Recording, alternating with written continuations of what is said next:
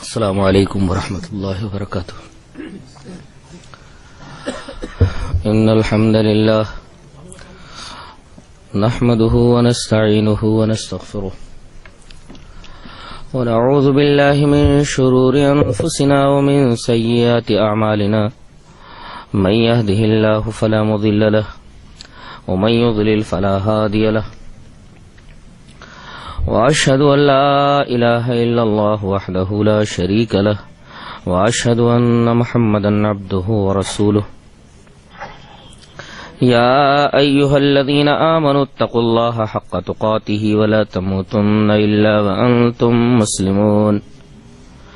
يا أيها الناس اتقوا ربكم الذي خلقكم من نفس واحدة وخلق منها زوجها وبث منهما رجالا كثيرا ونساء واتقوا الله الذي تساءلون به والأرحام إن الله كان عليكم رقيبا.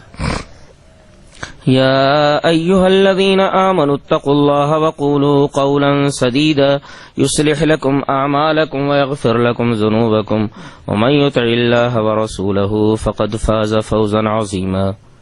أما بعد فإن خير الحديث كتاب الله وخير الهدي هدي محمد صلى الله عليه وسلم وشر الأمور محدثاتها وكل محدثة بدعة وكل بدعة ضلالة الضلالة في النار. اعوذ باللہ من الشیطان الرجیم بسم اللہ الرحمن الرحیم. والنجم اذا هوى ما ضل صاحبكم وما غوى وما ينطق عن الهوى ان هو الا وحی یوحى. حضرات علماء کرام، محترم بزرگوں، نوجوان بھائیوں، پیارے بچوں، پردہ نشین ماں اور بہنوں،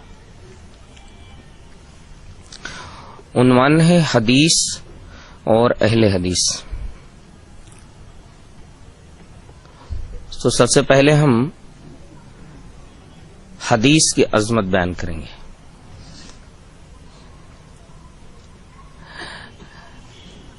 حدیث کی عظمت نہ سمجھنے کی بنا پر ہی دو خرابیاں تو واضح طور پر نظر آتی ہیں. وہ یہ کہ ایک شخص ہے کہ حدیث کی عظمت نہ سمجھنے کی وجہ سے حدیثوں ہی کا انکار کر دیتا ہے، اور وہ یہ کہتا ہے کہ ہمارے لیے قرآن حکیم کافی ہے، حدیثوں کی ہمیں ضرورت نہیں. دوسری خرابی ہم اپنی آنکھوں سے یہ دیکھتے ہیں کہ بہت سارے لوگ ہیں کہ حدیث آ جانے کے بعد اگر وہ حدیث ان کے پیر، ان کے مرشد، ان کے امام، ان کی محبوب شخصیت کے قول یا عمل کے خلاف ہے تو وہ حدیث کو لینے سے انکار کر دیتے ہیں. یہ دو خرابیاں تو ہمارے سامنے ہی ہیں.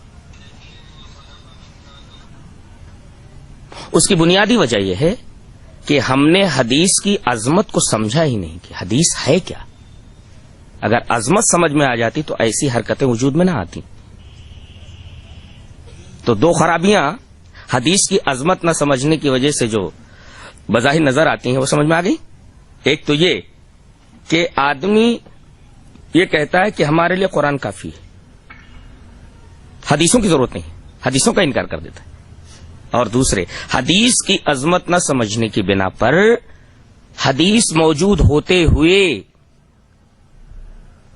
وہ اپنے امام کے قول پر جمع رہتا ہے، اپنے پیر و مرشد کے عمل اور قول کے اوپر جمع رہتا ہے.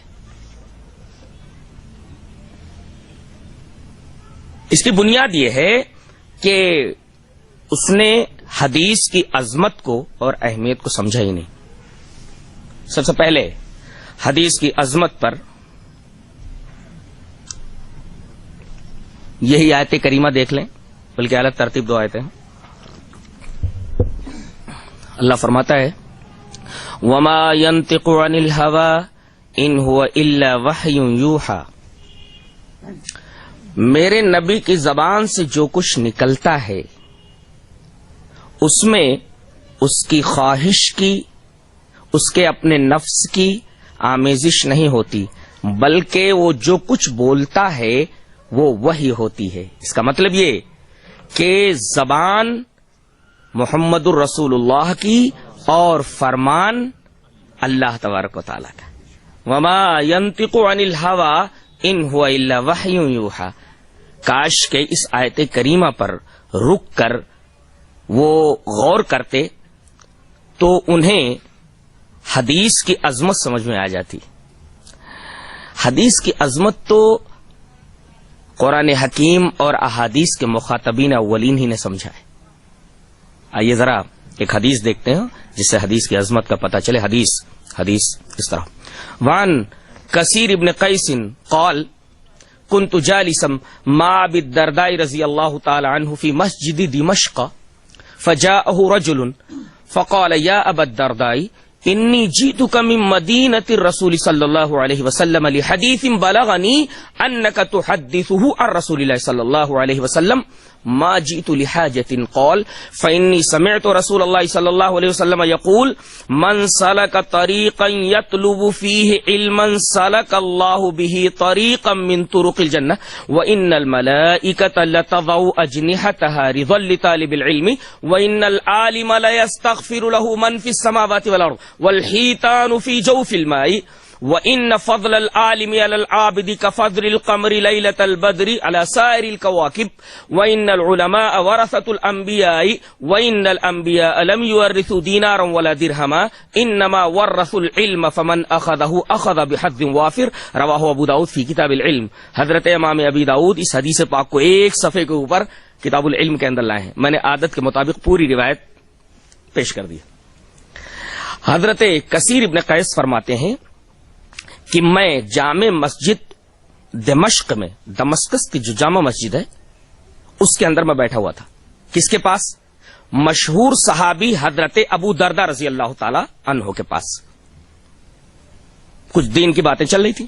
فجاءہ رجل، اچانک ایک آدمی آتا ہے، السلام علیکم، وعلیکم السلام، کہتا ہے اے ابو درداء میں مدینہ سے آیا ہوں، انی جیتک من مدینۃ الرسول صلی اللہ علیہ وسلم، میں مدینۃ الرسول سے آ رہا ہوں۔ مدینہ سے، سیریا کہاں ہے، شام کہاں ہے، اس کا دارالسلطنت دمشق کہاں ہے، مدینہ کہاں ہے؟ یہ آدمی مدینہ سے چل کر، شہر رسول سے چل کر دمشق آتا ہے اور ابو درداء سے ملاقات کرتا ہے اور یہ بولتا ہے انی جیتک من مدینۃ الرسول صلی اللہ علیہ وسلم، حضرت میں رسول اللہ صلی اللہ علیہ وسلم کے شہر مدینہ سے آیا ہوں اور وجہ صرف ہے کہ مجھے پتا چلا ہے کہ آپ کے پاس ایک حدیث ہے، بہت ساری حدیث نہیں، لحدیث، ایک حدیث آپ کے پاس ہے، مجھے معلوم ہوا کہ آپ اسے رسول اللہ صلی اللہ علیہ وسلم کے حوالے سے بیان کرتے ہیں کہ رسول اللہ صلی اللہ علیہ وسلم فرماتے ہیں۔ ایک نقطہ یہ ملا کہ جب تک بات رسول تک نہ پہنچ جائے کہ رسول نے ایسا کہا ہے تب تک بات نہ مانی جائے۔ ابھی یہیں رکے رہیے، میں چاہتا ہوں کہ اس بات کو ایک دوسری حدیث سے اور مدلل کر دوں۔ حدیث یہاں رکے رہیے، ابھی یہ حدیث مکمل نہیں ہوا، ابھی تو پوری حدیث میں نے پڑھی ہے۔ اس بات کو مدلل کرنے کے لیے کہ جب تک بات نبی کریم صلی اللہ علیہ وسلم کے حوالے سے آ جائے تب تک آدمی کو مطمئن نہیں ہونا چاہیے اور نہ اس پر عمل کرنا چاہیے۔ دلیل یہ حدیث پاک، وان ابی عمار قال قلت لجابر رضی اللہ تعالی عنہ الضبع الصید هي قال نعم قال قلت آکلها قال نعم قال قلت اقاله رسول اللہ صلی اللہ علیہ وسلم قال نعم رواہ الترمذی فی کتاب الحج۔ حضرت امام ترمذی اس حدیث پاک کو ایسے کتاب الحج میں لائے اور میں نے پوری روایت پڑھ دی۔ حضرت ابو عمار کہتے ہیں میں حضرت جابر رضی اللہ تعالیٰ عنہ کے پاس آیا اور میں نے کہا کہ حضرت ایک سوال کرنا ہے، ایک مسئلہ پوچھنا ہے۔ کہا کہ پوچھو۔ کہا کہ کفتار کا یا بجو کا کھانا کیسا ہے؟ ایک ہوتا ہے وب، زواد ڈبل بے، گوہ کے معنی میں، جس کو ہم گھوڑپڑ بولتے، وہ تو کھانا حلال ہی ہے۔ یہاں زب کے بارے میں، گھوڑپڑ کے بارے میں نہیں ہے سوال، بلکہ یہ کفتار کے بارے میں، انگریزی میں اس کو بیجر کہتے، بجو۔ یہ وَهُوَ مُولَعٌ بِعَقْلِ نَعْشِ الْإِنسان، انسان کی لاش کو کھانے کا بڑا شوقین رہتا ہے، قبر کھود کے نکال لیتا ہے۔ تو یہ قبر کھود کر کے انسان کی لاش کو کھانے والا جانور، عربی میں اس کو ضبع بولتے، ضاد بین.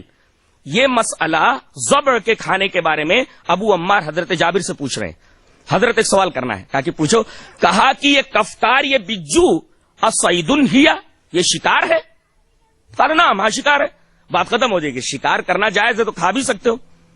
مطمئن نہیں ہوئے. قال قلت، ابو عمار کہتے میں نے پھر جابر سے یہ پوچھا، آکلھا، کیا میں اس کو کھا سکتا ہوں؟ کہنا ایٹ اٹ، میں اسے کھا سکتا ہوں. قال نعم، ہاں بھائی، جب وہ شکار ہے، بتا دیا نا، شکار کر سکتے ہو، بات ختم ہو گئی، کھا سکتے ہو. اب یہ پوچھنا کھا سکتا ہوں کہ نہیں، ارے کھا سکتے ہو، جاؤ. اب بھی مطمئن نہیں ہوئے. قال قلت، کہتے ہیں کہ پھر میں نے پوچھا، اقالہ رسول اللہ صلی اللہ علیہ وسلم، کیا یہ بات جناب محمد الرسول اللہ صلی اللہ علیہ وسلم نے کہی ہے؟ قال نعم، بولے ہاں بھائی، ایسے ہی نہیں کہہ رہا ہوں میں، نبی کریم صلی اللہ علیہ وسلم نے یہ بات کہی ہے. دلیل یہ ملی کہ جب تک بات بارگاہ رسالت سے نہ آ جائے، وہاں سے بات اوکے نہ ہو جائے، تب تک بات کو نہ لیا جائے. اس بات کو مدلل کرنے کے لیے جی چاہتا ہے کہ اور حدیث آپ کے سامنے پیش کروں. اسی حدیث پر رکے رہیے گا. ابھی بات کو مدلل کرنے کے لیے دوسری حدیث اس طرح. وعن ابی ہریرہ رضی اللہ تعالی عنہ قال وکلنی رسول اللہ صلی اللہ علیہ وسلم بحفظ زکاة رمضان فاتانی آت فجعل يحسو من الطعام فاخذته فقلت لا ارفعنك الى رسول الله صلى الله عليه وسلم فذكر الحديث فقال اذا اويت الى فراشك فقرأ آية الكرسي لن يزال عليك من الله حافظ ولا يقربك الشيطان حتى تصبح. فقال النبی صلی اللہ علیہ وسلم صدقك وهو كذوب ذاك الشيطان. رواہ البخاری فی کتاب بدء الخلق. حضرت امام بخاری رحمۃ اللہ علیہ حدیث پاک کو ایسے ہی جہاں بدء الخلق کا چیپٹر باندھا ہے، وہ حدیث کتاب بدء الخلق کے اندر موجود ہے. زکوٰۃ کا مال رمضان میں جو ادا کیا جاتا تھا، جو لوگ زکوٰۃ نکالتے تھے غلے کی، وہ مسجد نبوی میں اسٹور کر دی جاتی تھی، رکھ دی جاتی تھی. نبی کریم صلی اللہ علیہ وسلم نے حضرت ابو ہریرہ کو بلایا کہ وہ زکوٰۃ کا جو غلہ ہے وہ مسجد نبوی میں پڑا رہتا ہے، ہو سکتا ہے کوئی چور آئے اور غلہ غائب کر دے، تو تم اس کی حفاظت پر مامور کیے جاتے ہو، اس کی حفاظت کرو. کہا کہ اللہ کے رسول حفاظت کرتا ہوں. کہتے ایک رات، کافی رات گزر چکی تھی، دیکھا کہ رات کی تاریکی میں، بتیاں وغیرہ تو تھی نہیں، رات کی تاریکی میں ایک آدمی تھیلا لیے ہوئے غلے کے ڈھیر کے پاس آتا ہے. فجعل يحسو من الطعام، حسا يحسو مانے لپ بھر بھر کر کے کسی جگہ ڈالنا. فجعل يحسو من الطعام، طعام مانے غلہ، غلے کو لپ بھر کر کے تھیلے میں ڈالنے لگا. حضرت ابو ہریرہ دکھا رہے مسجد میں اور چوری. ایک تو چوری باہر ہوتی ہے اور ایک چوری مسجد کے اندر. ایک ہے دکان سے جوتا چرانا، مسجد سے جوتے چرا لینا. یہ تو عجیب حرکت ہے اس آدمی کی. مسجد میں گھس کر کے، اور وہ بھی مسجد کیسی؟ عام مسجد نہیں ہے، عام مسجد نہیں ہے، مسجد نبوی ہے. کہ ان مسجدوں کے علاوہ باقاعدہ شد رحال کر کے کہیں نہیں جایا جا سکتا. سفر کر کے کہ جاؤں میں اس مسجد میں پڑھوں، 3 مسجدوں کے علاوہ کسی چوتھی مسجد کی طرف آپ سفر کر کے نہیں جا سکتے. ثواب کی غرض سے، ٹہلنے کی غرض سے جا سکتے ہیں، لیکن ثواب کی غرض سے ایک تو مکہ المکرمہ، خانہ کعبہ، دوسرے مسجد نبوی، تیسرے بیت المقدس. اس کا مطلب یہ ہوا کہ جب کسی جگہ کا مقام بڑھ جائے تو وہاں ثواب بڑھ جایا کرتا ہے. اور ظاہر ہے کہ جب گناہ کرے گا تو گناہ ثواب ہو جاتا ہے. اب ایک تو یہ آدمی چوری کر رہا ہے، دوسرے مسجد نبوی میں چوری کر رہا ہے. وہ تو غلط کو تے سے لکھ ڈالا ہے. تو غلط تو اسے لکھا جاتا ہے نا. اب وہ تو غلط ہے ہی، اس کو تے سے لکھ رہا ہے.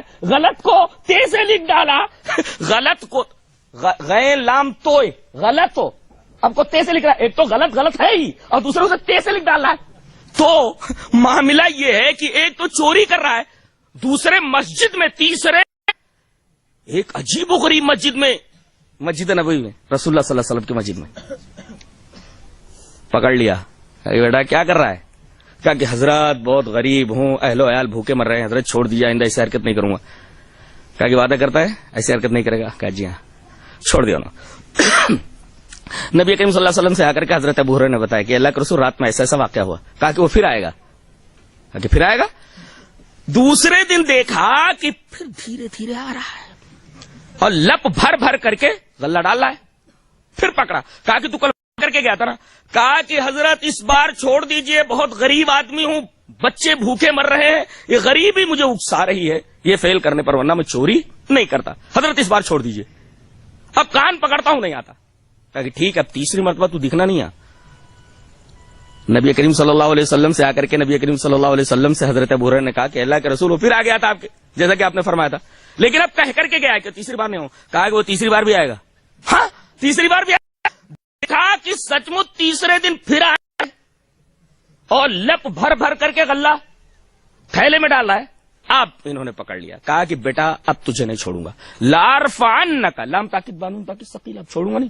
لارفعنک, ضرور بھی ضرور, البتہ ضرور بھی ضرور میں تجھے نبی کریم صلی اللہ علیہ وسلم کے پاس لے جاؤں گا. اب دیکھا کہ معاملہ پھنس چکا ہے, اب بچوں گا نہیں. کہا کہ اگر دین کی ایک اہم بات بتا دوں تو چھوڑ دو گے؟ کہا کہ تو یو تھیف, چور, اور دین کی بات, دین کی بات ہی بتانے جا رہا ہوں. کہا کہ کیا؟ کہا کہ کرسی فضیلت. کہا کہ وہ کیا؟ کہا کہ اذا اویت الی فراشک, جب تم اپنے بستر پر آؤ تو وضو کر لو نماز کے وضو کی طرح, پھر داہنے کروٹ پہ لیٹ کر کے یا اسی طریقے سے لیٹ جاؤ اپنے بستر پر اور آیت کرسی پڑھ کر کے سو جاؤ. تو حضرت ابو ہریرہ پوچھ رہے اس کا فائدہ کیا ہے؟ کہا کہ اس کے دو فائدے.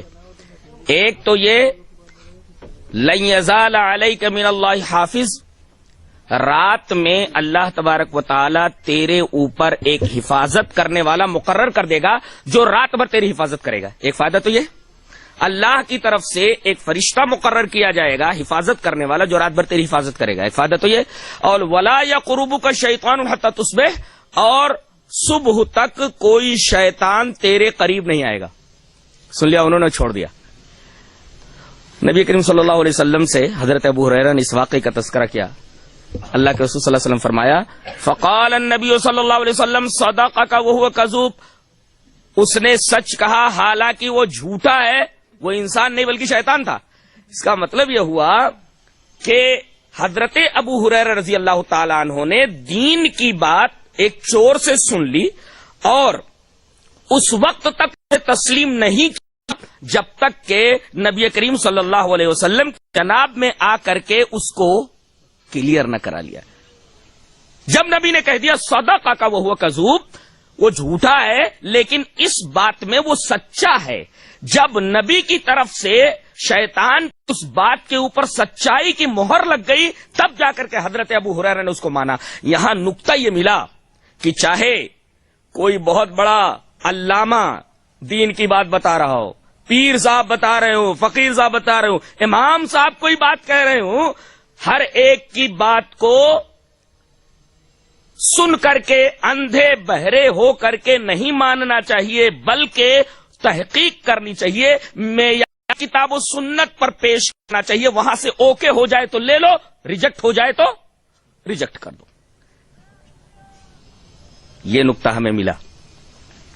اب آئیے اس حدیث کی طرف کہ حضرت کثیر ابن قیس کہتے ہیں کہ میں ابو دردہ کے پاس بیٹھا ہوا تھا, ایک آدمی آتا ہے مدینہ سے دمشق اور کہتا ہے کہ ابو دردہ میں مدینۃ الرسول سے آیا ہوں, اتنی دور کا سفر کر کے. جانتے ہو کس لیے آیا ہوں؟ لحدیث بلغنی انک تحدثو عن رسول اللہ صلی اللہ علیہ وسلم, ایک حدیث کے لیے آیا ہوں, مجھے معلوم ہوا ہے کہ آپ وہ حدیث رسول اللہ صلی اللہ علیہ وسلم سے بیان کرتے ہیں. ان ہونا, ان کے ساتھ نبی نے کہا ہے کہ نہیں کہا ہے تو وہ بیان کیجیے. اب یہاں غور کرنے کا مقام یہ ہے کہ ایک آدمی مدینہ سے چل کر دمشق آتا ہے صرف ایک حدیث سننے کے لیے, جس سے پتا چلتا ہے کہ اس آدمی کی نگاہ میں حدیث رسول کی کتنی عظمت رہی ہوگی. اور ابو دردہ رضی اللہ تعالیٰ عنہ جو صحابی ہیں انہوں نے یہ نہیں کہا کہ ایک حدیث کے اتنے لمبے سفر کی کیا ضرورت تھی, بلکہ صحابی بھی حدیث کی عظمت کو سمجھتے تھے.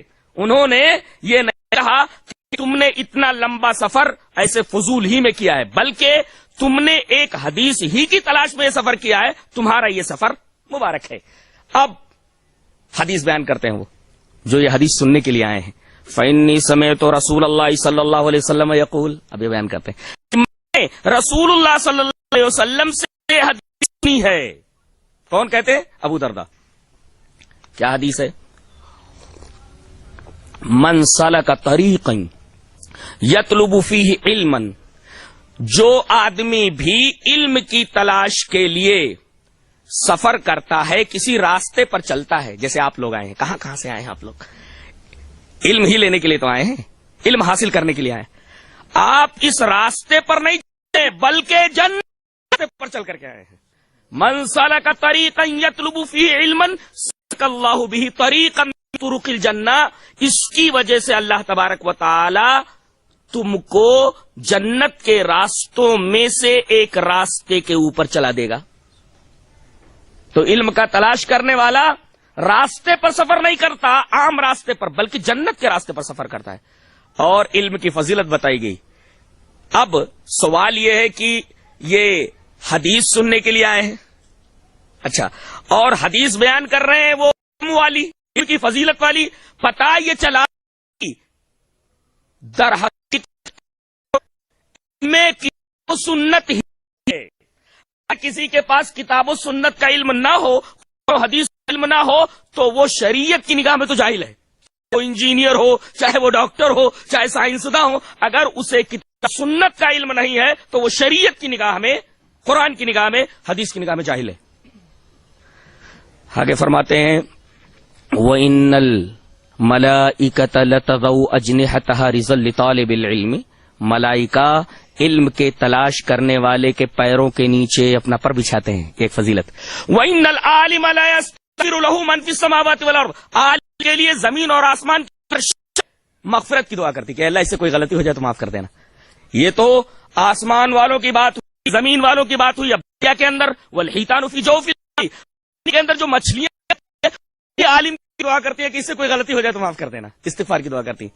اور وَإِنَّ فَضْلَ الْعَالِمِ عَلَى الْعَابِدِ كَفَضْلِ الْقَمَرِ لَيْلَةَ الْبَدْرِ عَلَى سَائِرِ الْكَوَاكِبِ، ایک عالم کی فضیلت ایک عابد کے اوپر، ایک عبادت گزار کے اوپر جو عالم نہیں ہے، ایسے ہی ہے جیسے 14ویں رات کے چاند کی فضیلت تمام کے تمام ستاروں کے اوپر ہے۔ اور آپ نے فرمایا کہ وَإِنَّ الْعُلَمَاءَ وَرَثَةُ الْأَنْبِيَاء، علماء یا انبیاء کے وارث ہیں، اس لیے کہ انبیاء لم یورثوا دینارا ولا درہما، وہ جب دنیا سے جاتے ہیں تو مال ان کا ترک نہیں ہوتا کہ اسے تقسیم کیا جائے، ان کا مال سب اللہ کی راہ میں چلا جاتا ہے، اس کے وارثین نہیں ہوتے۔ وہ چھوڑ کر کے ورثے میں کیا جاتا ہے؟ انما ورثوا العلم، جتنے انبیاء ہوتے ہیں وہ علم کی وراثت چھوڑ کر کے جاتے ہیں، اور جس کو اس علم سے جتنا حصہ مل گیا، بڑا حصہ مل گیا تو بڑا خوش نصیب، چھوٹا حصہ مل گیا تو چھوٹا خوش نصیب۔ گویا خوش نصیبی کا دار و مدار علم کتاب و سنت کے حصول پر ہے۔ میں صرف استدلال یہ کرنا چاہ رہا تھا کہ ایک حدیث کو لینے کے لیے یہ شخص مدینہ سے سفر کرتا ہے، سیریا کا، دمشق کا، اگر اس کی نگاہ میں حدیث کی کوئی عظمت نہ رہی ہوتی تو وہ کم سے کم اتنا لمبا سفر کرنے کی تکلیف نہ اٹھاتا۔ آئیے حدیث کی عظمت پر ایک دوسری حدیث اس طرح وعن المقدام ابن معدی کریبہ عن رسول اللہ صلی اللہ علیہ وسلم انہ قال الا انی اوتیت الکتاب ومثلہ معہ الا یوشک رجل شبان علی اریکتہ یقول علیکم بالقرآن فما وجدتم فیہ من حلال فاحلوا وما وجدتم فیہ من حرام فحرموا الا لا يحل لكم لحم الحمار الأهلي ولا كل ذي ناب من السبع ولا لقطة واحد إلا أن يستغني عنها صاحبها ومن نزل بقوم فعليهم أن يقروه فإن لم يقروه فعليه أن يوقبهم بمثل قراهم رواہ ابو داؤد فی کتاب السنہ۔ حضرت امام ابی داؤد ایک صفحے کے اوپر یہ پھیلی ہوئی حدیث جہاں انہوں نے سنت کا چیپٹر باندھا، کتاب السنہ کے اندر یہ روایت موجود ہے، میں نے پوری روایت پڑھ دی ہے، اور اس روایت کے راوی مشہور صحابی حضرت مقدام ابن معدی کریب ہے۔ حضرت مقدام ابن معدی کریب فرماتے ہیں کہ رسول اللہ صلی اللہ علیہ وسلم نے ارشاد فرمایا کہ دیکھو، سن لو، الا انی اوتیت الکتاب، مجھے قرآن دیا گیا، اور صرف قرآن ہی نہیں، وَمِثْلَهُ مَعَهُ، اسی کے ساتھ ہی اسی کا مثل دیا گیا۔ اس میں دو باتیں معلوم ہوئی کہ نبی کریم صلی اللہ علیہ وسلم کو صرف قرآن نہیں دیا گیا، بلکہ قرآن کے ساتھ ایک اور چیز دی گئی، یعنی دو باتیں، ایک بات یہ معلوم ہوئی، اور دوسری بات یہ معلوم ہوئی کہ یہ جو حدیث دی گئی ہے قرآن کے ساتھ، دوسری چیز در حقیقت حجیت میں، درجے میں یہ قرآن حکیم کے برابر ہے۔ اگر حدیث صحیح آ جائے تو اس پر عمل کرنا اس طریقے سے فرض اور واجب ہے، جس طریقے سے قرآن حکیم کے احکام اور اصول کے اوپر کرنا واجب اور فرض ہے، تبھی تو مثلیت ہوگی۔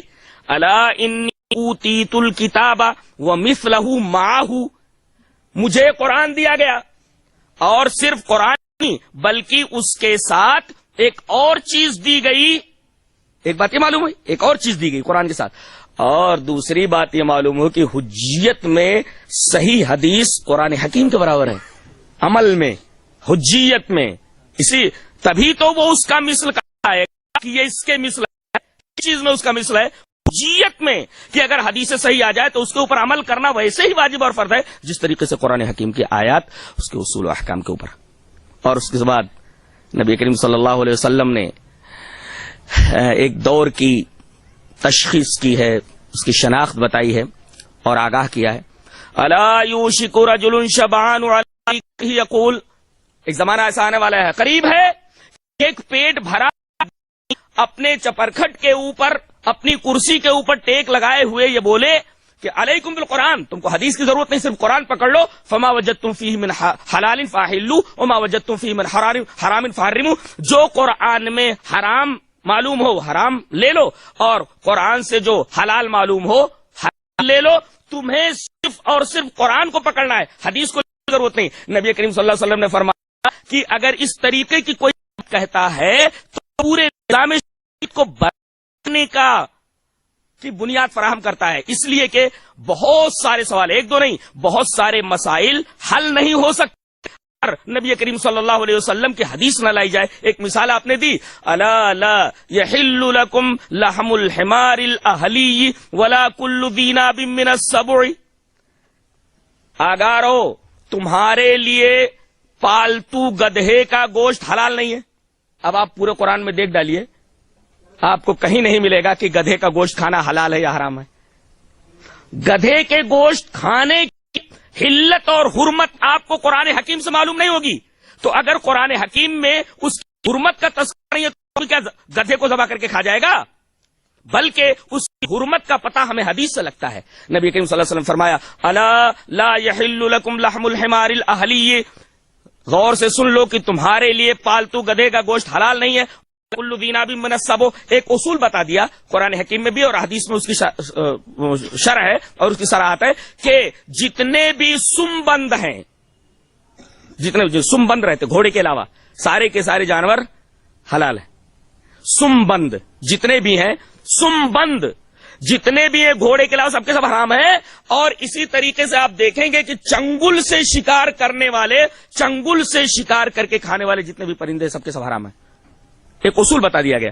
اور کچلیوں والے دانتوں سے پھاڑ کر کھانے والے جانور جیسے چوہا ہے، بلی ہے، کتا ہے، ولا کل ذی ناب من السبع کہہ کر کے نبی کریم صلی اللہ علیہ وسلم نے ایک اصول بتا دیا کہ کچلیوں والے دانت پھاڑ کر کچلیوں والے دانت سے کھانے والے جانور حرام ہیں اور پالتو گدھے کا گوشت حرام۔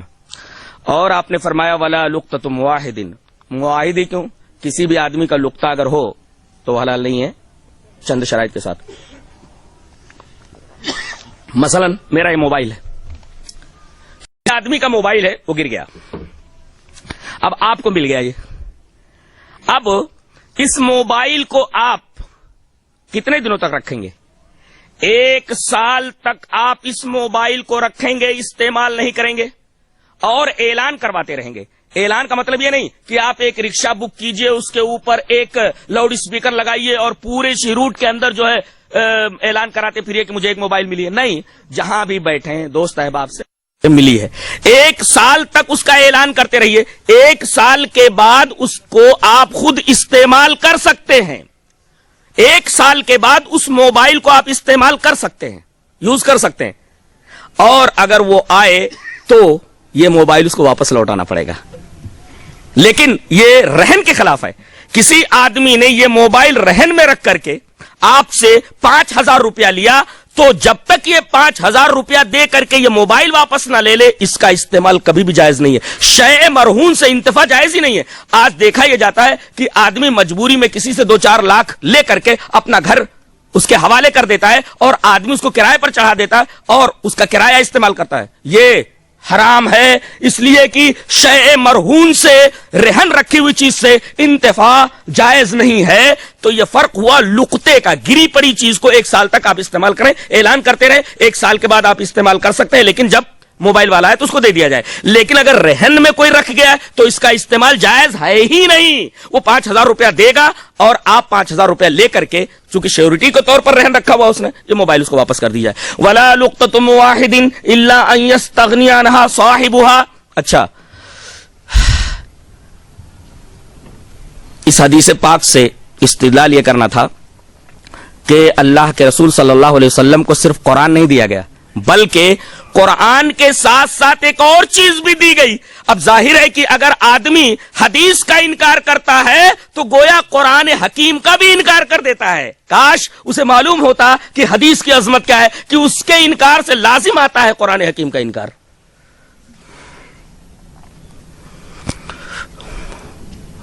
یہ حدیث کی عظمت پر دوسری حدیث تھی. تیسری حدیث اس طرح, وان زید بن ثابت رضی اللہ تعالیٰ عنہ قال سمعت رسول اللہ صلی اللہ علیہ وسلم یقول نظر اللہ امرأ سمع منا حدیثا فحفظه حتى يبلغه فرب حامل فقه الى من هو افقه منه ورب حامل فقه ليس بفقيه رواه ابو داؤد في کتاب العلم. امام ابی داؤد اس حدیث پاک کو ایسے کتاب العلم میں ملا ہے. راوی حضرت زید بن ثابت ہیں, بہت پیاری حدیث ہے. حضرت زید بن ثابت فرماتے ہیں کہ رسول اللہ صلی اللہ علیہ وسلم نے ارشاد فرمایا, میں نے سنا آپ کو یہ ارشاد فرماتے ہوئے کہ اللہ اس آدمی کو ہرا بھرا رکھے, ہمیشہ تر و تازہ رکھے, اس کے چہرے کے اوپر کبھی مردنی نہ آئے, ہنستا کھیلتا رہے, اس کے چہرے کو اللہ ہمیشہ تر و تازہ رکھے, جو میری حدیث کو سنے, سمع منا حدیثا, میری حدیث کو سنے, فحفظہ, اس کو حفظ کر لے, یاد کر لے, اور ویسے ہی اس کو پہنچا دے. جب سے میں نے یہ حدیث پڑھی ہے تب سے میرا یہ عمل بن گیا ہے کہ میں حدیث پوری کی پوری بیان کروں گا, اور اپنی طرف سے مجھے کچھ بیان نہیں کرنا ہے. جی چاہتا حدیث پھر سے پڑھوں. وعن زید بن ثابت رضی اللہ تعالیٰ عنہ قال سمعت رسول اللہ صلی اللہ علیہ وسلم یقول نظر اللہ عمران سمع منا حدیثا فحفظه حتى يبلغه فرب حامل فقه الى من هو افقه منه ورب حامل فقه ليس بفقيه رواه ابو داؤد في کتاب العلم. حضرت امام ابی داؤد اس حدیث پاک کو ایسے کتاب العلم میں ملا ہے. راوی حضرت زید بن ثابت ہے. حضرت زید بن ثابت فرماتے ہیں کہ میں نے نبی کریم صلی اللہ علیہ وسلم کو یہ بیان فرماتے سنا کہ اللہ اس آدمی کو ہرا بھرا رکھے, تر و تازہ رکھے, جو میری حدیث کو سنے, فحفظہ, اس کو ویسے ہی یاد کرے, یاد کرنے کے بعد اس کو لوگوں تک ویسے پہنچا دے. اس لیے کہ بہت سارے ایسے لوگ ہوتے ہیں کہ حدیث تو یاد ہوتی ہے ان کو, لیکن اگر دوسروں تک پہنچا دی جائے تو اس سے زیادہ مطالب اخذ کر سکتے ہیں. اس حدیث پاک سے استدلال یہ کرنا ہے کہ نبی کریم صلی اللہ علیہ وسلم کی دعا ہے ایسے آدمی کے لیے جو آدمی حدیث کو حفظ کرے, اور حفظ کرنے کے بعد اس کو ویسے ہی دوسروں تک پہنچا دے. اب بتائیے صحابہ کرام رضوان اللہ تعالی علیہ مجمعین نے کیا کیا نہ کیا ہوگا یہ حدیث سننے کے بعد, حدیث کو حفظ کرنے کا جہاں تک معاملہ ہے. حدیث کی عظمت پر ایک چوتھی حدیث اس طرح,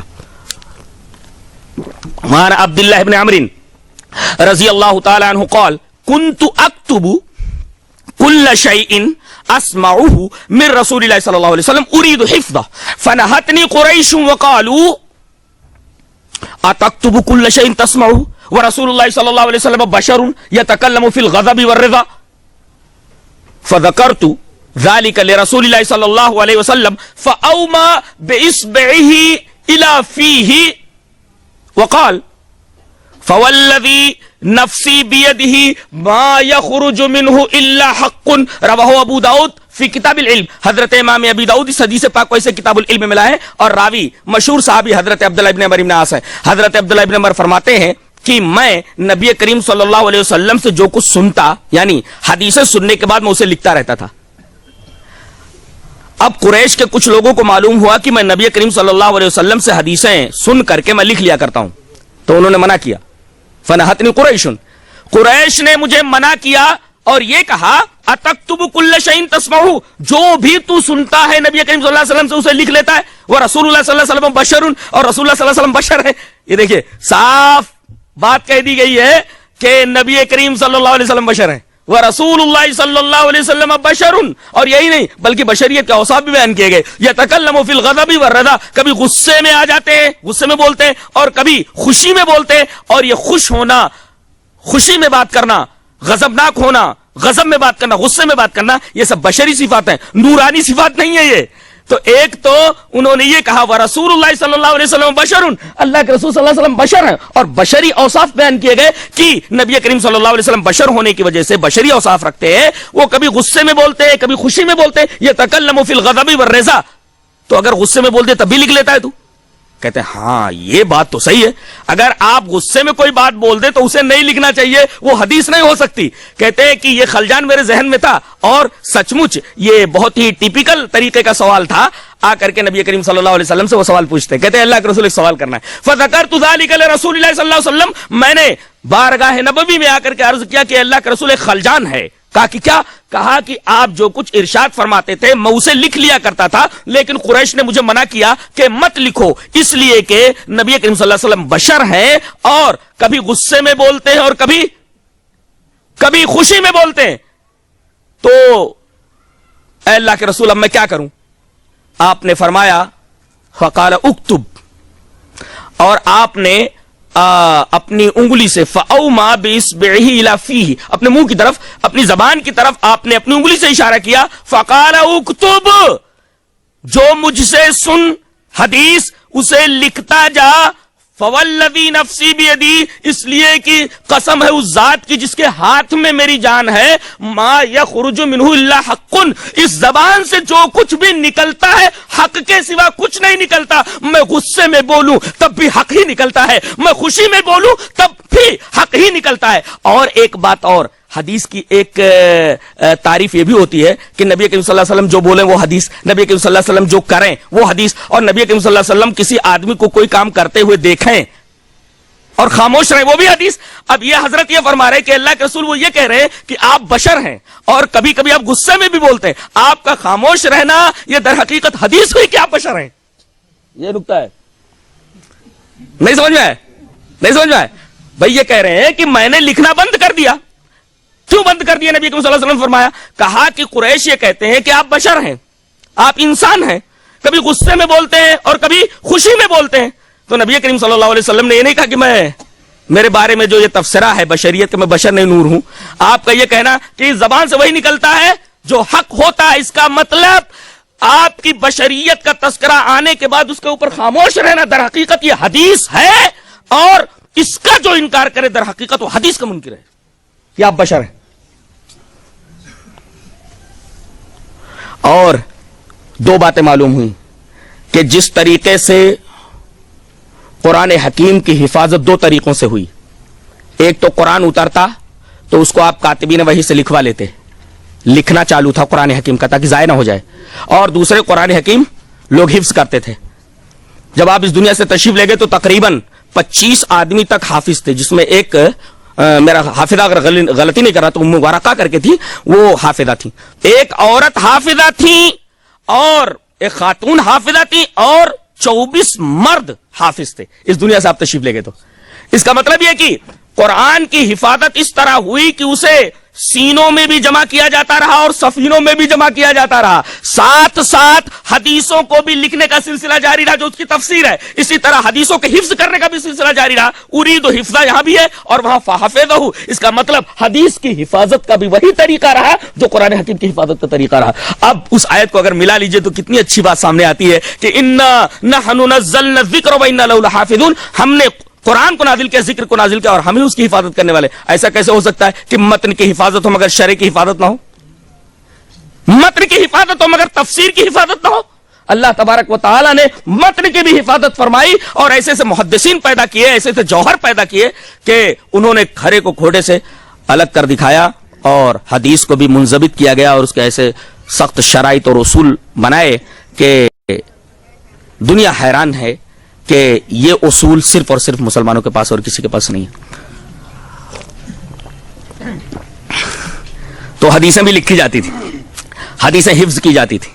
اچھا, وہ حدیث لکھ رہے تھے, لکھنے کی اجازت دیا جانا اس بات کی دلیل ہے کہ حدیث عظمت والی چیز ہے, لکھنا چاہیے اس کو.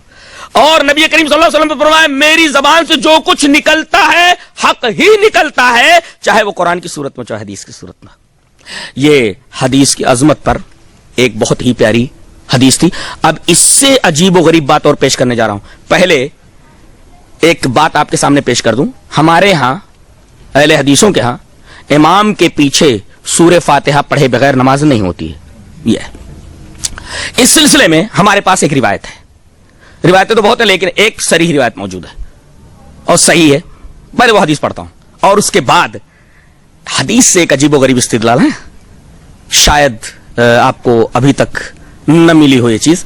حدیث اس طرح وان عبادۃ بن الصامت رضی اللہ تعالی عنہ قال صلی رسول اللہ صلی اللہ علیہ وسلم الصبح فثقلت علیہ القراء فلما انصرف قال انی اراکم تقرؤون وراء امامکم قال قلنا یا رسول اللہ ای واللہ قال لا تفعلوا الا بام القرآن فانه لا صلاة لمن لم يقرأ بها رواه الترمذی فی کتاب الصلاۃ. حضرت امام ترمذی اور امام ابی داؤد اس حدیث پاک کو ایسے کتاب الصلاۃ کے اندر لائے.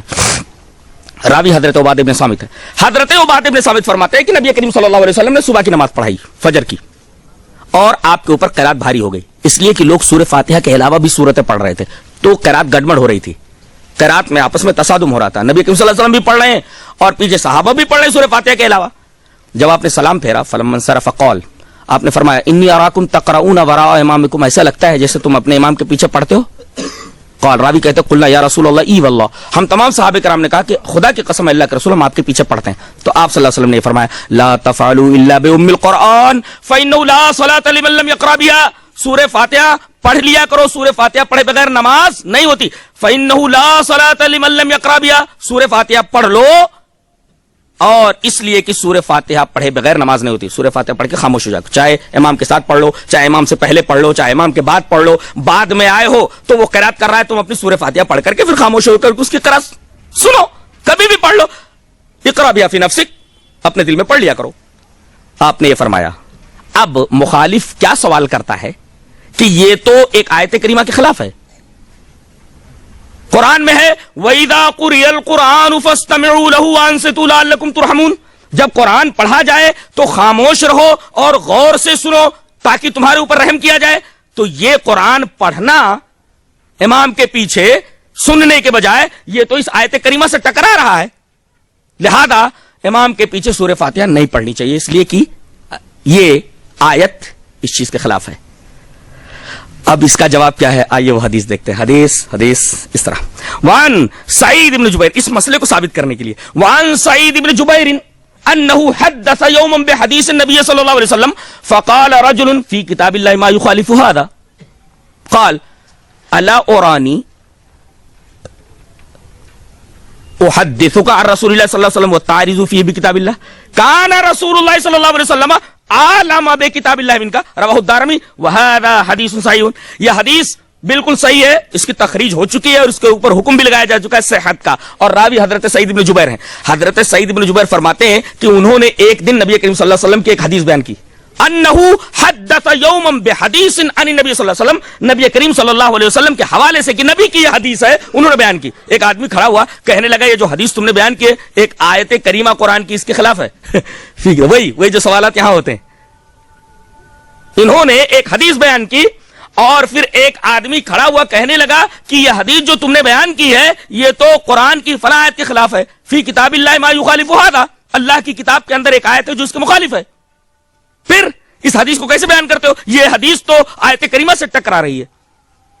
تو حضرت سعید بن جبیر نے کہا الا اورانی, اے تیرا دماغ خراب ہے کیا, سن, احدثک عن رسول اللہ صلی اللہ علیہ وسلم, میں رسول اللہ صلی اللہ علیہ وسلم کی حدیث بیان کر رہا ہوں, وہ تعرض فیہ بکتاب اللہ, اور تو قرآن کو اس کے خلاف لا رہا ہے. کان رسول اللہ صلی اللہ علیہ وسلم عالم بکتاب اللہ من کا, نبی کریم صلی اللہ علیہ وسلم اللہ کی کتاب کے معنی اور مفہوم کو تجھ سے زیادہ جانتے تھے. اس کا مطلب یہ ہے کہ جو حدیث صحیح سننے کے بعد قرآن حکیم سے معارضہ کرے, در حقیقت وہ اعتراض کرتا ہے کہ نبی نے قرآن کی اس آیت کو سمجھا ہی نہیں.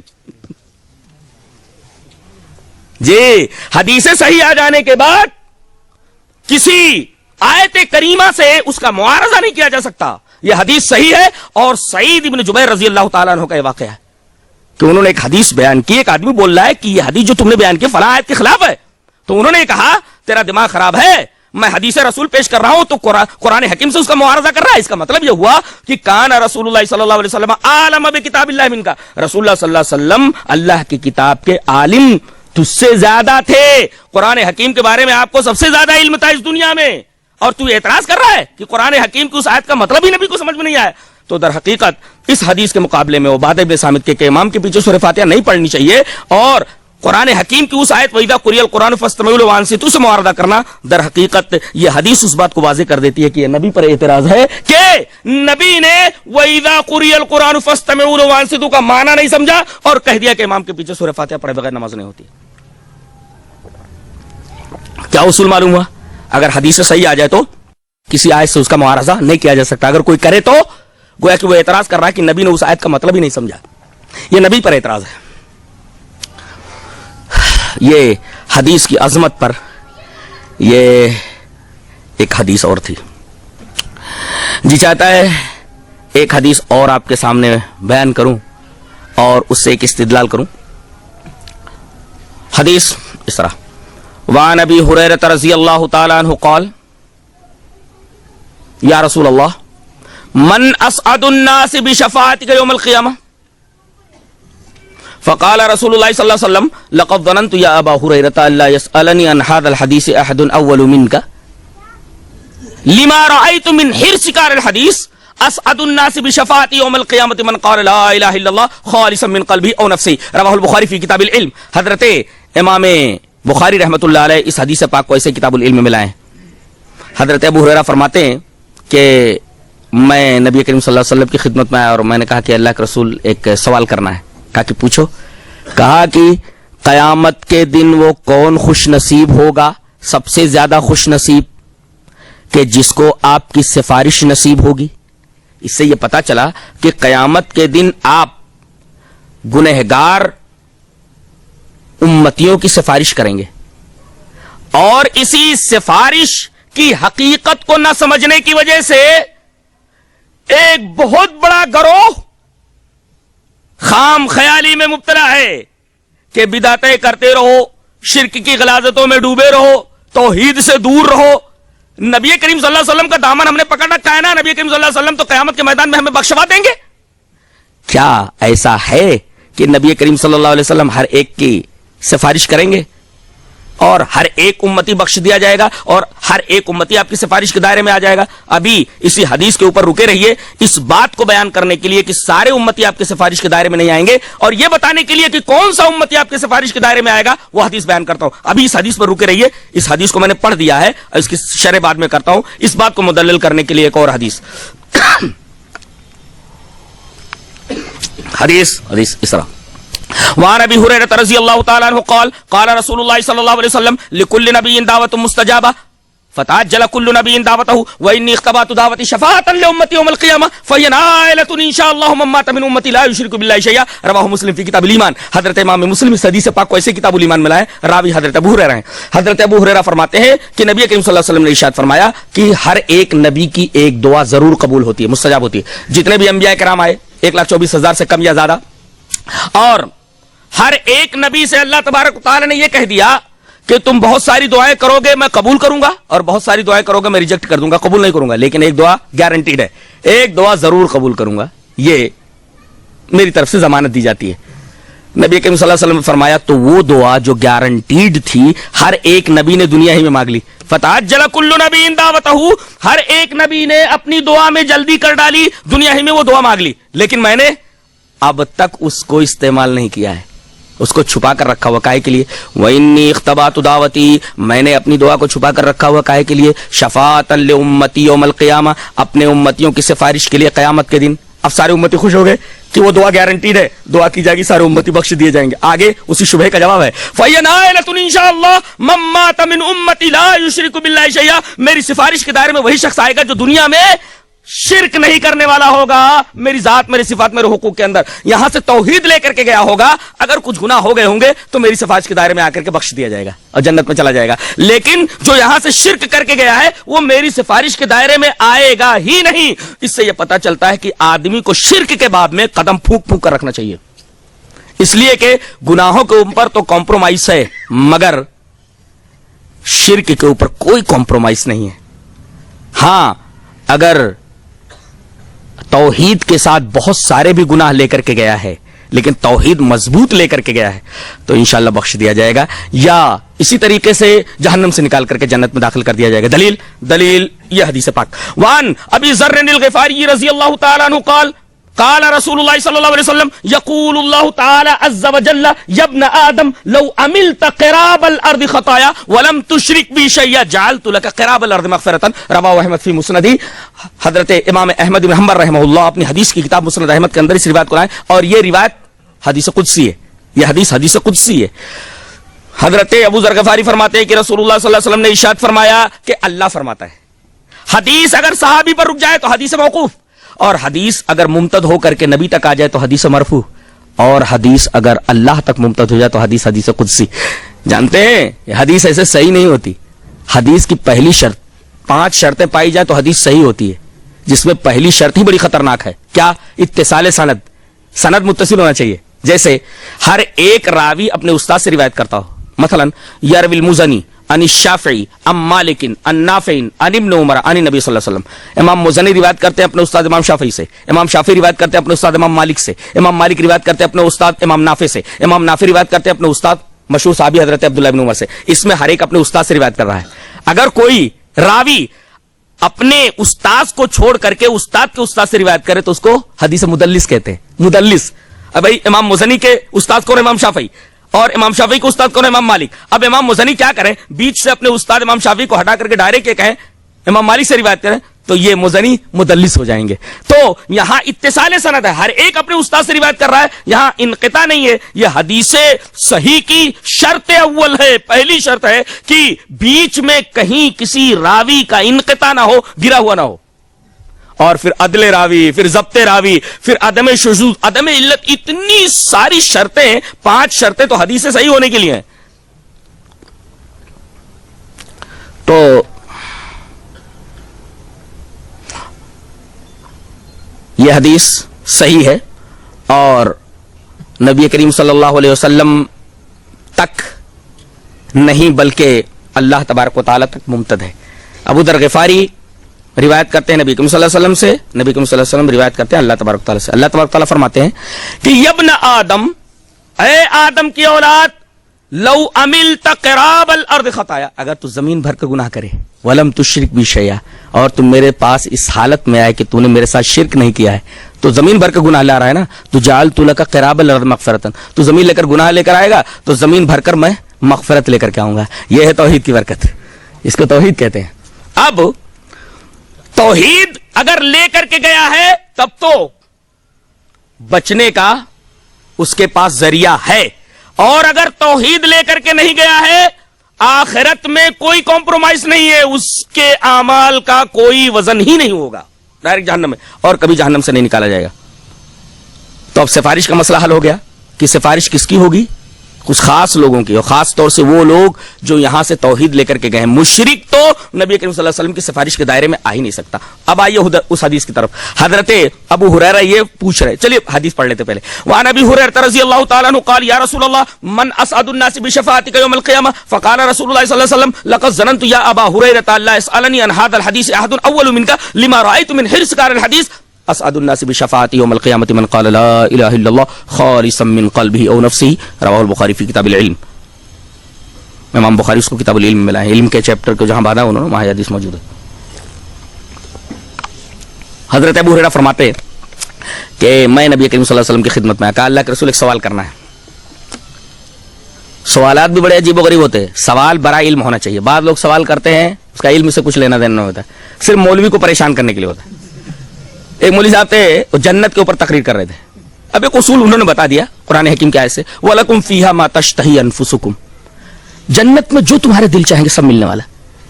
اور دنیا والوں نے بھی دیکھا کیا ہے, اللہ کے رسول نے فرمایا دل میں خیال بھی نہیں گزرا ہوگا ایسی ایسی نعمتیں ملیں گی. دیکھنا اور سننا تو درکنار, ایسی ایسی نعمتیں ملنے والی ہیں آدمی سوچ بھی نہیں سکتا, دل میں خیال بھی لمحہ بھر کے لیے گزرا نہیں ہوگا. ایسی ایسی نعمتیں اللہ نے تیار کر رکھی ہیں.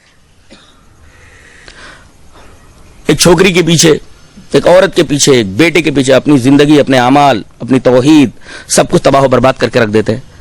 حیرت کی بات یہ ہے کہ آدمی حوروں کا طالب تو ہے مگر اس کے لیے مہر نہیں تیار کر رکھا ہے اس نے. مہر تو نیک اعمال ہے, مہر تو نیک اعمال ہے, نیک اعمال ہی تو میں بقیہ وہاں کہاں اور دوسرے قسم کا مہر دے گا.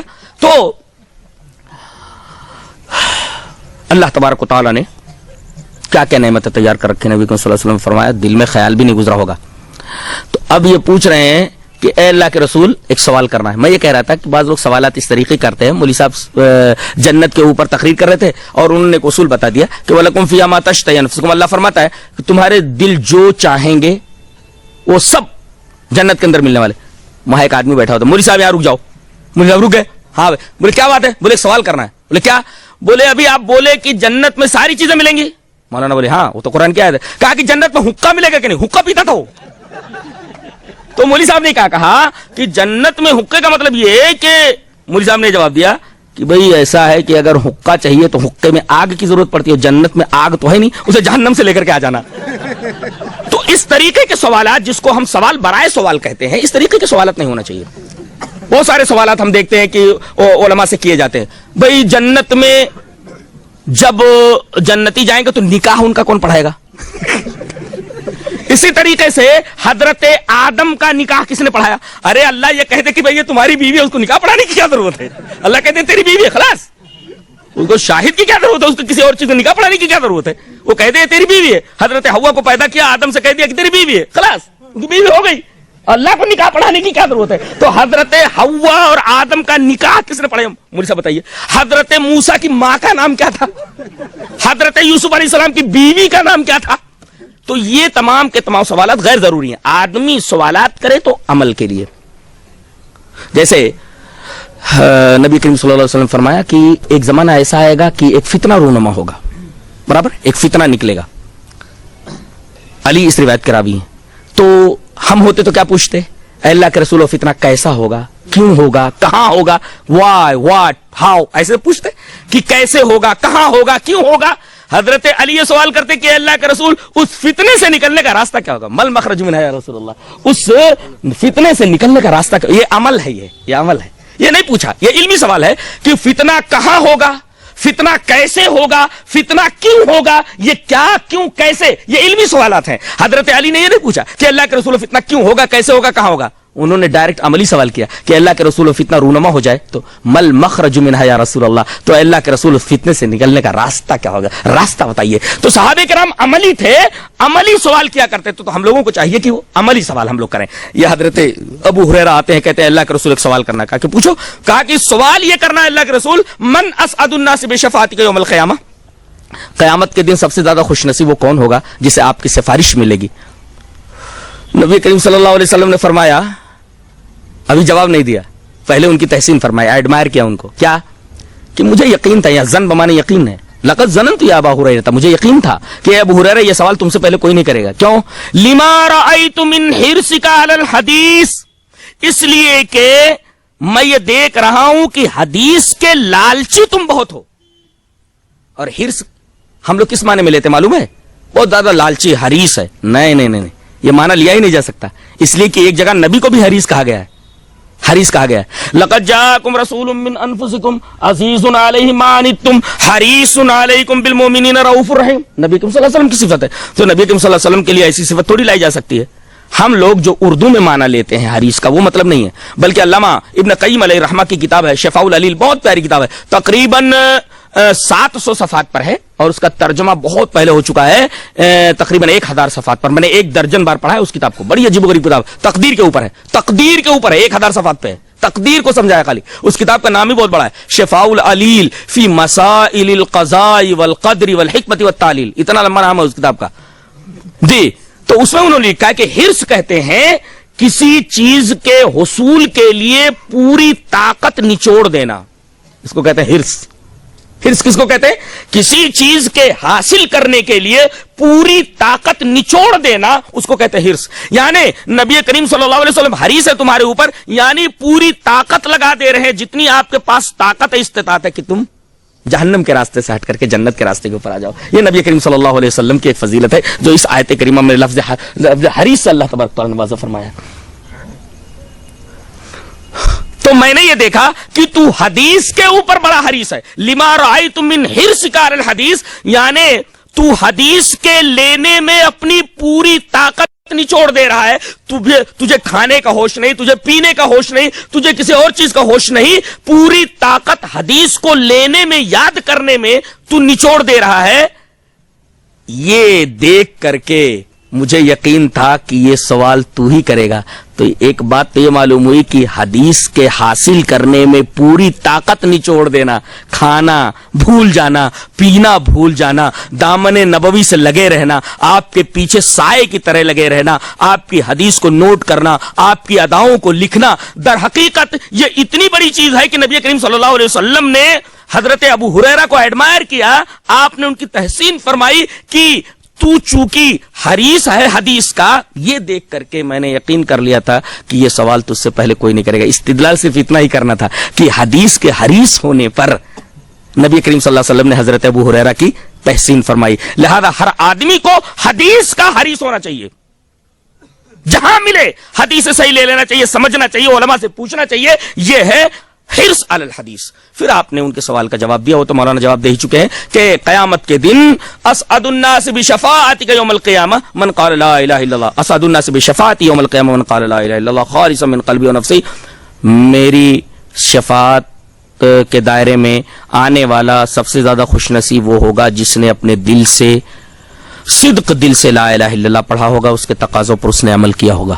اس حدیث پاک سے مجھے استدلال صرف یہ کرنا تھا کہ نبی کریم صلی اللہ علیہ وسلم نے ان کے حرص علی الحدیث کے اوپر ان کی تحسین فرمائی. یہ حدیث کی عظمت پر ایک بہت ہی واضح دلیل ہے.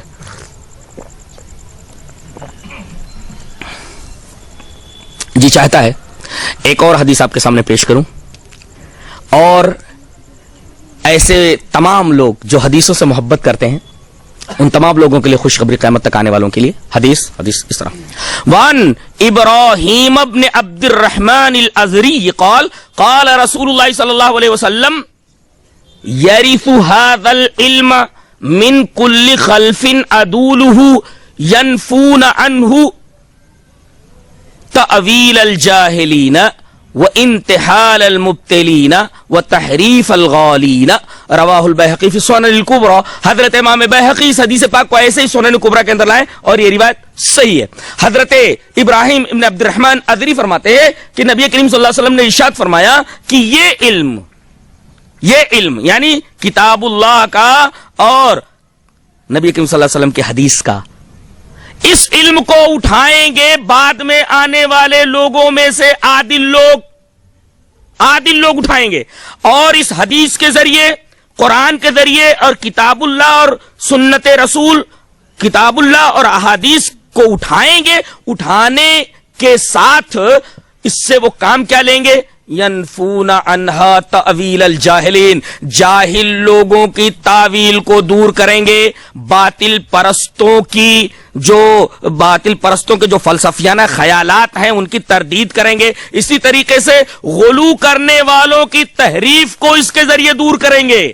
اور یہ روایت امام بیہقی سنن کبریٰ کے اندر لائیں. اس کا مطلب یہ جماعت ہمیشہ رہے گی کتاب اللہ اور سنت رسول کی حامل, اور کتاب اللہ اور سنت رسول کے ذریعے یہ کام کیے جائیں گے. اس لیے کہ 3 ہی درجے ہو سکتے ہیں, یا تو آدمی جاہل ہو, یا تو آدمی مبتل ہو, باطل پرست ہو, یا پھر آدمی غلو کرنے والا ہو. یہی تین ہی قسم کے فرقے ہیں اور 3 ہی مسلک اور مشرب ہے, اور ان تینوں مشربوں اور ان تینوں مسلکوں کی تردید کے لیے یہ علم یعنی علم کتاب اللہ اور علم حدیث یہی کافی ہے. اور یہ قیامت تک ایک گروہ ایسا رہے گا جو برابر کتاب اللہ اور سنت رسول کی روشنی کو لیے رہے گا اور باطل پرستوں کی چلنے نہیں دے گا.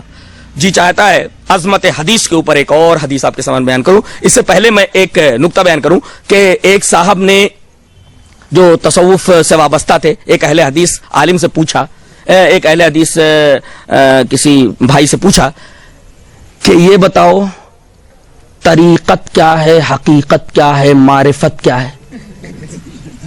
یہ ہے جاہلین کی تعویل. اب یہ جاہلوں کی تعویل کو کس طریقے سے اس کی نفی کریں گے وہ میں مثال دینا چاہ رہا تھا. اہل حدیث بھائی سے اس نے کیا کہا, جانتے ہو قرآن قرآن کہتے رہتے ہو, حدیث حدیث کہتے رہتے ہو, طریقت جانتے ہو, حقیقت جانتے ہو, معرفت جانتے ہو؟ تو آ کر کے انہوں نے مجھ سے پوچھا کہ مولانا اس کا کیا جواب دوں. میں نے کہا کہ اس کا ایک ہی جواب ہے, اس سے یہ پوچھو نبی کو کیا ملا اور نبی نے اپنی امت کو کیا دیا. اسے یہ پوچھو نبی کو اللہ کی طرف سے کیا ملا اور نبی نے اپنی امت کو کیا دیا. وہ بڑا حیران ہوا. اب اگر اس میں طریقت حقیقت معرفت ہے تو اس کو واضح کرو. نبی دے کر گئے تو بتاؤ, تم بتاؤ. اب تو نبی کو اللہ تعالیٰ نے, نبی کو اللہ کی طرف سے کیا ملا اور نبی نے اپنی امت کو کیا دیا. اب جا کر کے پوچھا تو آئے بائیں شائیں کرنے لگا. کچھ معلوم بتایا, اچھا تم ہی بتاؤ کہ اللہ کی طرف سے نبی کو کیا ملا اور نبی نے امت کو کیا دیا. میں نے کہا یہ حدیث اسے پڑھ کر سنا دینا. وہ حدیث پڑھ کر سنا رہا ہوں. حدیث اس طرح. وان ابی ہریرہ رضی اللہ تعالی عنہ قال قال رسول اللہ صلی اللہ علیہ وسلم انی قد ترکت فیکم شیئین لن تضلوا بعدهما کتاب اللہ وسنتی ولن يتفرقا حتى يرد علی الحوض. رواہ الحاکم فی المستدرک فی کتاب العلم. حضرت امام حاکم مستدرک علی الصحیحین میں اس حدیث کو ایسے ہی کتاب العلم کے اندر لائے. راوی جیسا کہ معلوم ہوا حضرت ابو ہریرہ ہیں. حضرت ابو ہریرہ فرماتے ہیں کہ جناب محمد رسول اللہ صلی اللہ علیہ وسلم نے ارشاد فرمایا کہ اے لوگو, اے میری امت کے لوگو, میں تمہارے درمیان دو چیزیں چھوڑ کر جا رہا ہوں. اس لیے کہ دو چیزیں اللہ کی طرف سے مجھے ملی تھی, جیسا کہ اس حدیث میں ہے الا انی اوتیت الکتاب ومثلہ معہ, مجھے قرآن دیا گیا اس کے ساتھ ایک اور چیز دی گئی, دو ہی چیز. اور آپ نے فرمایا اس کی وضاحت کرتے ہوئے انی قد ترکت فیکم شیئین, دو چیزیں ملی تھی, مجھے دیا گیا تھا. الا انی اوتیت الکتاب ومثلہ معہ, دو چیزیں مجھے ملی تھی اور یہی دو چیزیں میں تمہیں دے کر کے جا رہا ہوں. حضرت ابو ہریرہ فرماتے ہیں کہ رسول اللہ صلی اللہ علیہ وسلم نے ارشاد فرمایا انی قد ترکت فیکم شیئین, میں تمہارے درمیان دو چیزیں چھوڑ کر جا رہا ہوں اور لن تضلوا بعدهما, ان کے بعد تم کبھی گمراہ نہیں ہو سکتے. اس کو مضبوطی سے پکڑے رہو. کیا ہے؟ کتاب اللہ و سنتی, اللہ کی کتاب اور میری سنت. بعض لوگ کہتے ہیں کہ نبی تو حدیث چھوڑ کر کے نہیں گئے, سنت چھوڑ کر کے گئے, لہذا تم کو اہل الحدیث کہنے کی ضرورت نہیں, اہل السنہ کہیے. نبی چھوڑ کر سنت جائیں تو تم اہل سنت کہنے کے بجائے اپنے آپ کو اہل الحدیث کہتے ہو. اس کا جواب یہ ہے اللہ کے بندے, سنت کا پتہ کہاں سے چلے گا؟ حدیث ہی کے اندر تو چلے گا. نبی کریم صلی اللہ علیہ وسلم کی کسی سنت کو دیکھنا ہے کہ نبی کریم صلی اللہ علیہ وسلم کی سنت کہاں ہے؟ اس حدیث کے اندر. یعنی گویا نبی کریم صلی اللہ علیہ وسلم کی سنت کو جاننے کا ذریعہ حدیث ہے. لہذا کوئی آدمی اگر یہ کہے کہ میں حدیث کو مانتا ہوں تو حدیث کو ماننے سے لازم آتا ہے کہ وہ سنت کو بھی مانتا ہو, اس لیے کہ سنت کے ماننے کا ذریعہ حدیث کے سوا کچھ ہے ہی نہیں. اسی وجہ سے نبی کریم صلی اللہ علیہ وسلم نے فرمایا میں تمہارے درمیان دو چیزیں چھوڑ کر کے جا رہا ہوں, ان کے بعد تم کبھی گمراہ نہیں ہوگے. پہلی چیز اللہ کی کتاب اور دوسرے میری سنت. اور یہ دونوں ایک دوسرے کے ساتھ اس طرح متحد ہیں کہ وَلَن يَتَفَرَّقَا حَتَّى يَرِدَ عَلَيَّ الْحَوْض, اور یہ دونوں ایک دوسرے سے جدا نہیں ہو سکتے یہاں تک کہ میرے پاس حوض کے اوپر آ جائیں. اس کا مطلب یہ ہوا کہ حدیث اور قرآن کے اندر گہرا ربط ہے. حدیث کو قرآن کے بغیر, قرآن کو حدیث کے بغیر سمجھا نہیں جا سکتا. دونوں ایک دوسرے کے لیے لازم و ملزوم کی حیثیت رکھتے ہیں. ایک متن ہے تو دوسری شرح ہے. یہ حدیث کی عظمت پر اب تک بحث تھی. جی چاہتا ہے کہ اب اہل حدیث پر تھوڑی سی بحث کر لی جائے. اب اہل حدیث کی پہچان پہلے سمجھ لیں. کہتے ہیں کہ ایک لڑکا گم ہو گیا تھا. اب اعلان یہ کیا جا رہا ہے لاؤڈ اسپیکر کے ذریعے, رکشے پر وہ لاؤڈ اسپیکر باندھ کر کے, کہ ایک لڑکا ہے جو سفید شرٹ پہنے ہوئے ہے, کالی پینٹ پہنے ہوئے ہے, گورا رنگ ہے, عمر 12 سال یا 8 سال ہے. اگر کسی کو ملے تو اس فون کے اوپر ہم سے رابطہ قائم کرو, انعام لے. ظاہر ہے کہ یہ پوری کی پوری جو ڈسکرپشن ہے اور حلیہ ہے اگر کسی کے اوپر فٹ آ جائے تو وہی لڑکا ہوگا نا, وہی لڑکا ہوگا. اب آئیے چلے دیکھ لیں. کوئی کہتا ہے کہ یہ تو ابھی انگریزوں کے زمانے کے ہیں, ہم کب سے ہیں وہ دیکھ لیا جائے. نبی کریم صلی اللہ علیہ وسلم کی یہ حدیث دیکھیے, حدیث اس طرح وعن ثوبان رضی اللہ تعالی عنہ ان رسول اللہ صلی اللہ علیہ وسلم قال لا يزال طائفة من امتی علی الحق منصورین لا يضرهم من خالفهم حتى یاتی امر اللہ عز وجل رواہ ابن ماجہ فی کتاب المقدمہ فی باب اتباع سنت رسول اللہ صلی اللہ علیہ وسلم. حضرت امام ابن ماجہ شریف پہلی ہی جلد کے اندر یہ حدیث حضرت ثوبان سے لائیں, مقدمہ ہی میں ہے, اور باب ہے باب اتباع سنت رسول اللہ صلی اللہ علیہ وسلم. حضرت ثوبان فرماتے ہیں کہ رسول اللہ صلی اللہ علیہ وسلم نے ارشاد فرمایا کہ لا یزال برابر رہے گا, یعنی میرے زمانے میں بھی ہوگا, صحابہ کے زمانے میں بھی ہوگا, تابعین کے زمانے میں بھی ہوگا, تبا تابعین کے, دنیا کبھی خالی نہیں ہوگی. یہ لا یزالو کا مفاد ہے, برابر رہے گا یعنی کنٹینیویشن کے ساتھ ہوگا یہ معاملہ, دنیا کبھی ان سے خالی نہیں ہوگی. برابر. ایک بات تو یہ ایک حلیہ ہوا, حلیے کا ایک شق ہوا, ایک پہلو ہوا.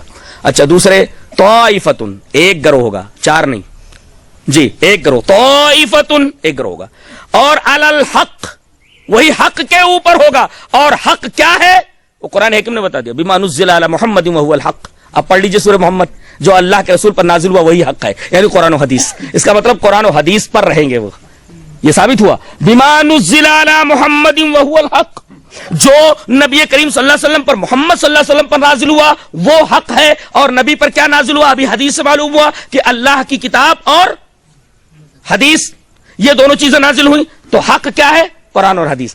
اب ایک برابر رہے گا, ایک شناخت, دوسرے ایک ہی فرقہ ہوگا, ایک ہی گروہ ہوگا, اور علی الحق قرآن و حدیث کو ماننے والا ہوگا. یہ ہوا منصورین, اس کی نصرت کی جائے گی, کبھی کم نہیں ہوں گے. کسی گلی میں دو ہوں, رفتہ رفتہ رفتہ رفتہ بہت سارے لوگ جمع ہو جاتے ہیں, مسجد بننے کی بات چلنے لگتی ہے. منصورین یہ اللہ تبارک و تعالی کی خاص مدد اور خاص نصرت ہے, اپنی آنکھوں سے دیکھ لو. چار, اور لا یضرهم من خالفهم, مخالفت ہوگی ان کی, برابر لڑتے رہیں گے, مگز ماری ہوتی رہے گی, لیکن مگز ماری میں ان سے کوئی جیت بھی نہیں پائے گا, اور دوسرے بحث کے اندر کوئی جیت بھی نہیں پائے گا, اور سامنے والا کوئی نقصان بھی نہیں پہنچا سکتا. یہ اللہ کے رسول صلی اللہ علیہ وسلم کی زبان مبارک سے اہل حدیثوں کے لیے وعدہ ہے. لا یضرهم من خالف, تمہارا کوئی بال بھی کم نہیں کر سکتا, دلائل میں تم سے کوئی جیت نہیں سکتا, اور تم کو کوئی نقصان بھی نہیں پہنچا سکتا. اور لا یزال, نبی کریم صلی اللہ علیہ وسلم کے زمانے سے اس وقت تک جب تک کہ یہ سورج مشرق سے نہ نکل کر مغرب سے نہ نکلے, تب تک یہ جماعت باقی رہے گی. لا یزال. اب یہ ساری کی ساری باتیں اور یہ حلیہ پورا کا پورا فٹ کرو تو کس کے اوپر فٹ آتا ہے, صرف اور صرف اسی جماعت حقہ کے اوپر. لہذا پہچان لو کہ اس حدیث کا مصداق کون ہے اور یہ لوگ کب سے ہیں. آئیے ذرا امام ترمذی سے پوچھ لیتے ہیں, امام بخاری سے پوچھ لیتے ہیں, اور ان کے استاد مشہور ناقد حدیث حضرت علی ابن مدینی سے پوچھ لیتے ہیں. حدیث اس طرح, وان معاویہ بن قرۃ عن ابیہ قال قال رسول اللہ صلی اللہ علیہ وسلم اذا فسد اہل الشام فلا خیر لکم لا تزال طائفۃ من امتی منصورین لا یضرهم من خذلهم حتى تقوم الساعة. قال محمد بن اسماعیل قال علی بن المدینی هم اصحاب الحدیث. رواہ الترمذی فی کتاب الفتن. حضرت امام ترمذی حدیث پاک کو ایسے کتاب الفتن کے اندر, کتاب الفتن اٹھائیے, حدیث وہاں مل جائے گی.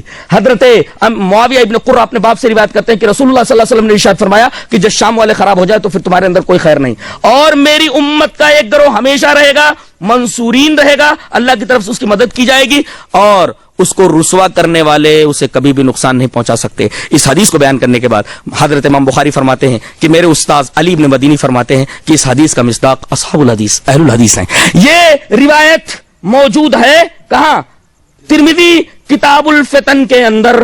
تو اس کا مطلب یہ ہوا کہ اس کی وضاحت علماء سے بھی آ گئی, اور نبی کریم صلی اللہ علیہ وسلم کے حدیث کا مصداق جس طریقے سے ناقد حدیث علی ابن مدینی نے سمجھا, امام بخاری علیہ الرحمہ نے سمجھا, اسی طریقے سے اس حدیث کے آئینے میں جو ایک شکل بنتی ہے, جو ایک آئینہ سامنے آتا ہے, وہ اس آئینے کے اندر صرف ایک ہی تصویر نظر آتی ہے, وہ اہل الحدیث کی ہے.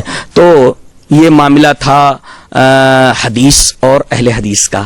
تو حدیث کی عظمت بھی سمجھ میں آ گئی, اور اہل الحدیث کون ہیں جو برابر قرآن و حدیث کو مانتے رہیں گے, اور جب تک کہ سورج مشرق سے طلوع نہ ہو کر مغرب سے نہ طلوع ہو جائے تب تک یہ جماعت باقی رہے گی, کبھی یہ ختم نہیں ہوگی. اس مراد ہے. تو حدیث کا مطلب بھی واضح ہوا, اور اہل الحدیث کا مطلب بھی سمجھ میں آ گیا. اللہ تبارک و تعالی ہمیں نیک عمل اور اچھی سمجھ کی توفیق عطا فرمائے. وآخر دعوانا الحمدللہ رب العالمین. اعوذ باللہ من الشیطان الرجیم. ومن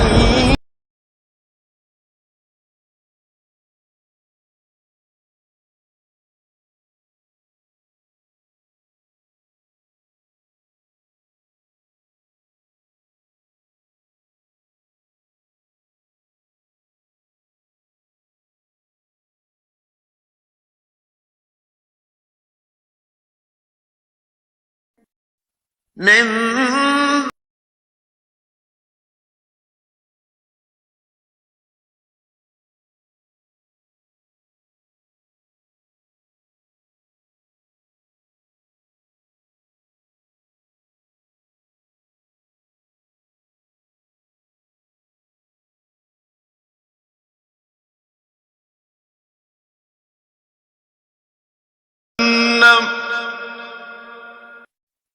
وساءت